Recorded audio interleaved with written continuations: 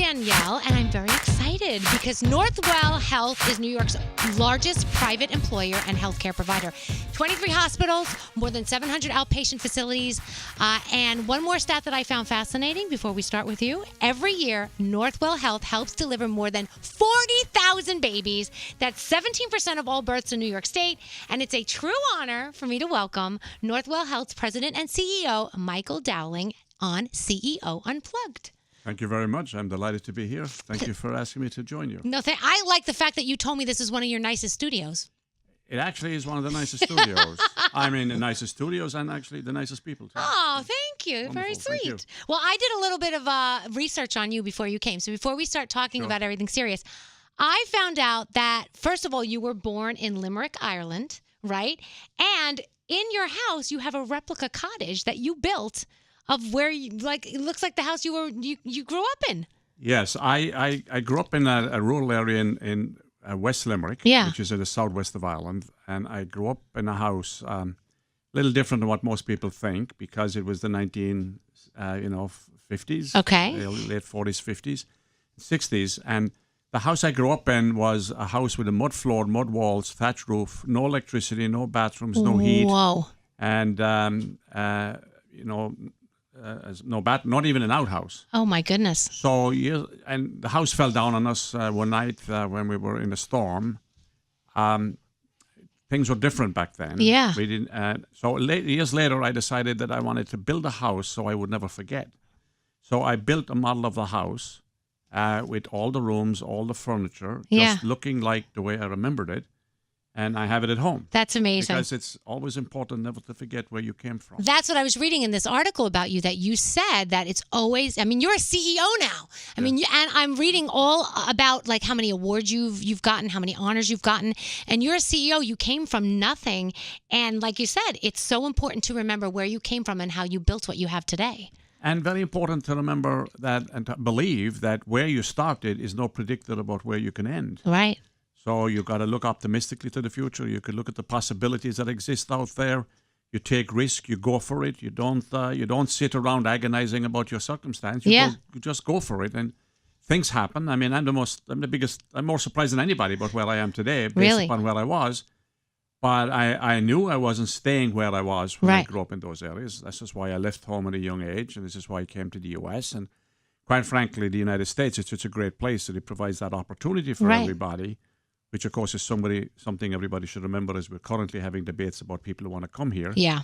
Because that's what the United States is all about immigration and immigrants, and we're all immigrants, whether you came here last year or came here 100 years ago. Right. We're all immigrants and descendants of immigrants. Yeah. And you were the Grand Marshal of the 2017 St. Patrick's Day Parade in New York City.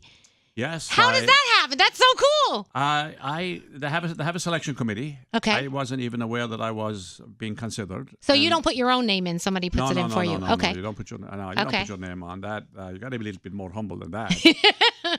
So I got called saying, "Would I actually accept?" And I said, "Are you kidding me? Will I accept? Sure, I'll accept." Of course. And walking up Fifth Avenue behind the 69th Regiment is a special occasion. You must have goosebumps. Yes, and I had my whole family from Ireland over here. I brought them all over. That's amazing. And they all walked up Fifth Avenue, behind me. And it was an exceptional day, except it was cold, but it was an exceptional opportunity, an exceptional celebration. And it's a celebration of immigration, by the way. That's what St. Patrick's Day basically is. Yeah, I love it. All right, so now you guys know a little bit of his backstory while we're talking to CEO Michael Dowling. This is CEO Unplugged. He is the CEO of Northwell Health. He is the president and CEO, excuse me. So let's start out talking about what you guys have been working on side by side. This, to me, is amazing. Our show on Z100, we do a lot for military. We love the military, and we try to thank them so much for what they do for us every single day. Not just the military, but the military families, the people that dedicate their lives. Well, I thank you for that, because we at Northwell have had a long history of working with the military. We have a division which we created years ago, Division of Military and Veterans Affairs. Right. And we provide lots of services to veterans families. In fact, we have programs, some of the only ones in the United States, where we treat families and the veterans together, because families are an important part of this. It's just not the vet alone, it's the families also who suffer equally. And so we run lots and lots of programs. We do lots of celebrations. One of the things we do is that any employee who works with us that is deployed in the military and has to leave home and go to places like Iran, Afghanistan, Germany, whatever, we maintain the full salary the whole time they're away. Oh, that's amazing. Who else does that? I don't know too many people who do it, but I'm a strong believer that if people go and serve their country to defend the rest of us, they shouldn't be quasi-impoverished financially by doing so.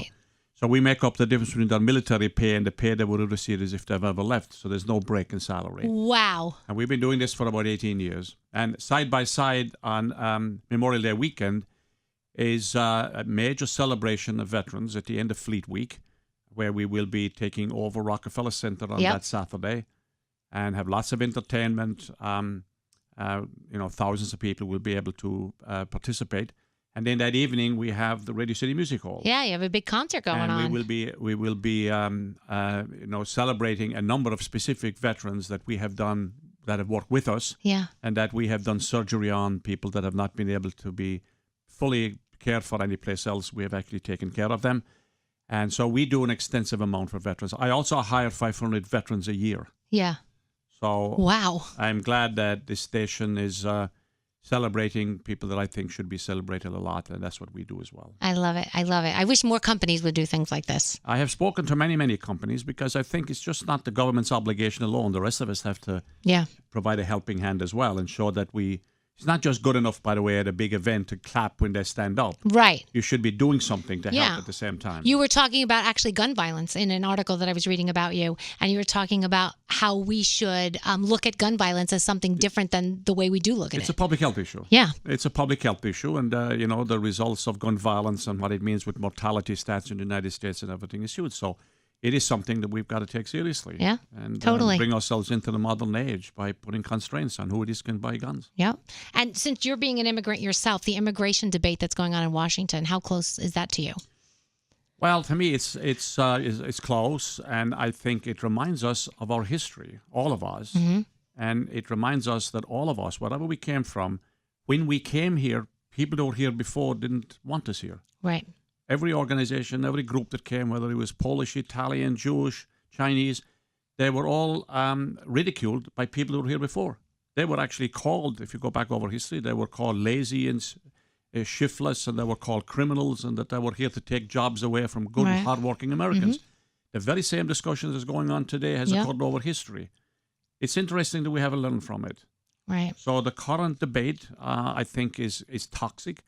There needs to be a constructive discussion about what to do with immigration, that people who shouldn't be here, and for whatever reason, with whatever kind of backgrounds, we have to have criteria by which we follow. Right. But this effort to continue criticize immigrants in general, especially from certain countries, is beneath us, beneath our leadership, right, and insulting to our intelligence. I mean, I think about my family. Both my grandparents came here from Italy. For sure. And if they hadn't immigrated here and hadn't gotten here, we wouldn't be here. Half our family wouldn't be what it is today. The Irish and the Italians had an interesting history. I mean, the Irish were here first, and then the Italians came, and the Irish didn't like the Italians that much. And then we decided to marry one another. Then we found out that we were okay, and we lived together. Now we're all good. And now we're all fine. I mean, today it's a love fest today. So. Exactly. So being the CEO of such a big company, how do you decide what's important and what you should be focusing on? Well, one is what I try to focus on is to do the right thing for as many people as we possibly can. Right. So we serve everybody irrespective of circumstance. That's why we're in the business. So anybody that comes to us in any kind of situation, irrespective of their clinical condition, their physical condition, or their economic condition, we take care of. And you have to have a community focus so that we not only do things right, we got to do the right things. And that is a central philosophy that I promote continuously. And fortunately, it's one that the organization embraces. And you make your decision based upon how many people you can help. Because each and every day when you work in our business, you have the opportunity to make somebody's life better. Right. They go home at the end of the day a little bit better off because of what you did, and many of them go home cured. Some of them that stay in the hospital and they'll go home a couple of days from now. Obviously, there are unfortunate circumstances where people, it just doesn't happen that way, but not because of our lack of best effort. Right. that's an exciting, inspiring business to be in. Yeah. And you know that's what you can do every day is make life better for somebody else. That's awesome. We talk about that on the show all the time. If you can get up in the morning, I mean, we have people that, we get up and do a morning show and we tell funny jokes or whatever, and we think, are we helping anyone? What are we doing? And then we get a phone call from someone who's going to chemotherapy. Yeah. And they say, your show has helped me get through my chemotherapy. And that makes you think, wow, what you do makes a difference. Well, absolutely. Well, I listen to shows and I listen to your show in the mornings many times, and you're driving or whatever, and there's a joke or you get good information, you feel good, it's upbeat, you laugh at something that somebody says. It's all mental health. Yeah, you're totally. improving the social condition of the person. Yeah. Entertainment, music, radio, it's all part of the constellation of events that makes people better off. Now, as long as it's positive. Right, of course, as long as it's positive. Yeah. And so you've been doing this for a very long time. So over all these years, what is like the biggest lesson that you've learned? Be optimistic. That's good. Believe about what is possible. Don't be catatonic and think, oh my God, things are so bad we can't improve. Look at every opportunity as a new possibility. Look at every day as a better day than the one before. Strive to make it better. Treat people fairly. Build trust. And make sure, as I said a few minutes ago, that what you do is the right thing to do. So to me, and again, in a big organization, it's about people. Organizations evolve around people. So you've got to spend a lot of time recruiting the right people, promoting the right people, inspiring people, getting people to figure out, because people want to belong to something. They just don't want to work for an organization. Yeah. They want to belong to something. Yeah, you want to feel like family. You want to sense that sense of belonging, that you're together doing something good. Mm-hmm. And it's amazing how you can inspire people in that regard, rather than come in, check in, check out, get a paycheck. Right. Life is more than that. Yeah, of course. And now, who's been your biggest influence, you think? Well, my biggest influencer from the very beginning was my mother. Yeah. I mean, we grew up in not so good circumstances. I had no material benefits whatsoever. But my mother was an inspiring figure that basically, who, by the way, was deaf. What? Was she really? Was deaf, yes. She loved education. She loved reading. The reason that I love education and that I moved, in the education arena over the years was because my mother always made books available. Yeah. And always promoted the idea that everything is possible. Despite our circumstance, she knew that we could do better in the future. The other person that was very influential for me was Governor Mario Cuomo. Really? Governor Did you know him? I worked with him for 12 years. You did? I was his deputy secretary, head of health and human services of the state of New York. Okay. And I was commissioner of the state of New York. So I worked with him for 12 years. He, to me, was an extraordinary individual that actually... I would say I would not be here today if it wasn't for him, because he threw me into the fire.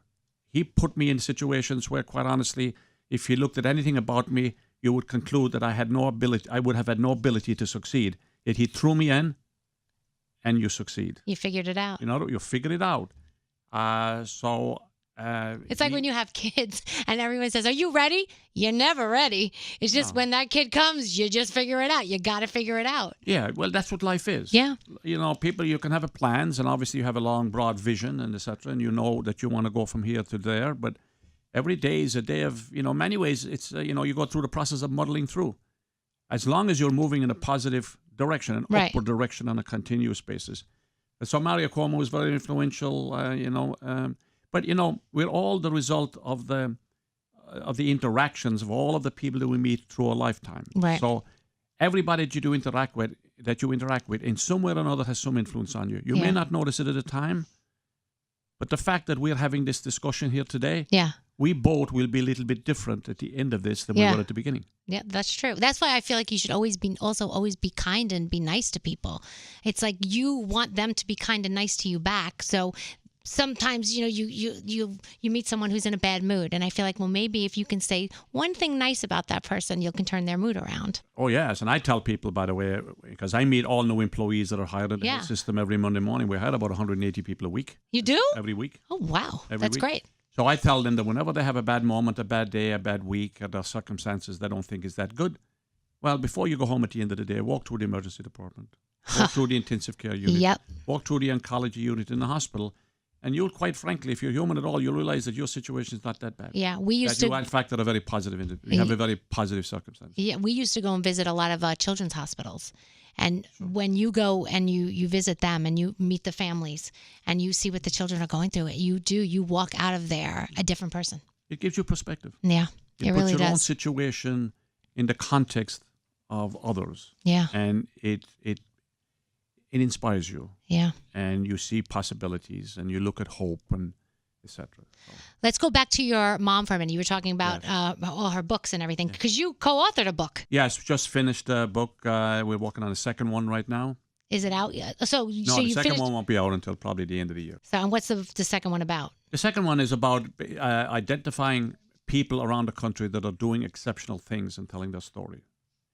Because I'm a believer, and this is for the first book, to me, you've got it that you can look at things through two lenses, a pessimistic lens or a positive lens. Mm-hmm. And when it comes to healthcare, you hear so much, especially during political election times. Right. You hear people talking about how bad everything is broken, everything is fragmented, it doesn't work, etc., etc.